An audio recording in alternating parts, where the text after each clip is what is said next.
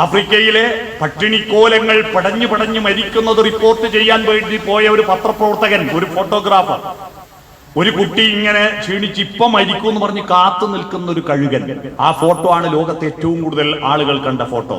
ഈ കുട്ടി ഇപ്പം മരിക്കും.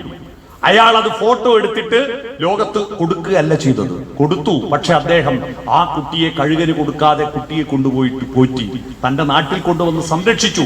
അവന്റെ അസുഖങ്ങൾ ചികിത്സിച്ച് എല്ലാം ഉപേക്ഷിച്ച് ആ കുട്ടിയുടെ ജീവനാണ് എന്റെ ഏറ്റവും പ്രധാനപ്പെട്ട ദൗത്യം എന്ന് പറഞ്ഞ് കുട്ടിയെ ചികിത്സിച്ച് അവസാനം പോഷകാഹ മൂല്യങ്ങളൊന്നും ഇല്ലാതെ രോഗം ബാധിച്ച ആ കുട്ടിക്ക് ഒരു വിധത്തിലും ആ കുട്ടിയെ രക്ഷപ്പെടുത്താൻ പറ്റിയില്ല.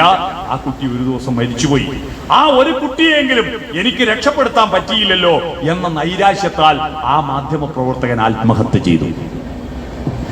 അത്തരത്തിലുള്ള മാധ്യമ പ്രവർത്തകരും നമ്മുടെ ലോകത്തുണ്ട്.